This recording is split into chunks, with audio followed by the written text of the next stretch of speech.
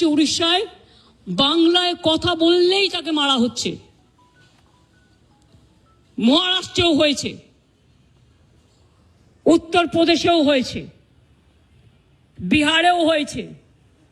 আমি শুধু একটা কথা বলবো, আপনারা আমাদের পরিযায়ী শ্রমিকদের ওপর বাংলায় কথা বলছি বলে অত্যাচার করছেন, আমরা কিন্তু করব না।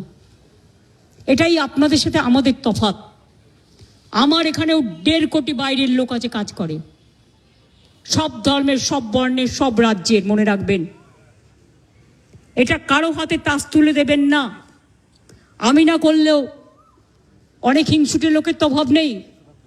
Jealousy has no cure. হিংসার কোনো ওষুধ আছে? নেই। এরাই কোনো সংগঠনের নামে কাউকে কাউকে থ্রেট করে চলে আসবে, আমি তার দায়িত্ব নেব কেন? আমি পরিষ্কার বলে দিচ্ছি, আমরা চাই না কারোর সাথে কোনো ভুল বোঝাবুঝি হোক। আমি তাই উড়িষ্যা গভর্নমেন্টকে, বিহার গভর্নমেন্টকে, রাজস্থান গভর্নমেন্টকে এবং আমার চিফ সেক্রেটারি আজকে চিঠি পাঠাচ্ছেন হোম সেক্রেটারিকেও। ডিজি অলরেডি উড়িষ্যার ডিজির সাথে সম্ভবত কথা বলেছেন। আপনাদের সুমতি হোক, শুভবুদ্ধি হোক। প্লিজ মনে রাখবেন, কোকিলের কুহু কুহু ডাকটা শুনতে পাচ্ছেন তো? এটা ন্যাচারাল।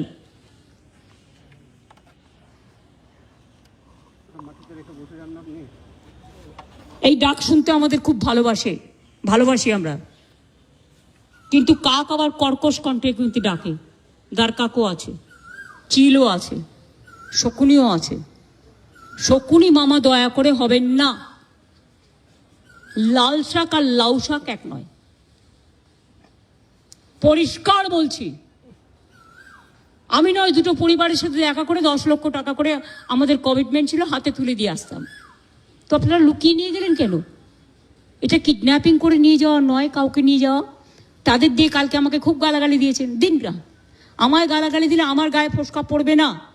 বাট যারা দাঙ্গা করেছেন তারা বুঝে রাখুন, আপনারা করছেন দাঙ্গা আর গালাগালি খাচ্ছি আমি। কেন? আমি কি আপনাদের কাউকে বলেছি কেউ কারো বিরুদ্ধে দাঙ্গা করুন? আর বিএসএফ বা কেন গুলি চালিয়েছিল? বিএসএফ যদি গুলি না চালাতো পরের দিনের ঘটনা ঘটতো না, এটা আমার দৃঢ় বিশ্বাস।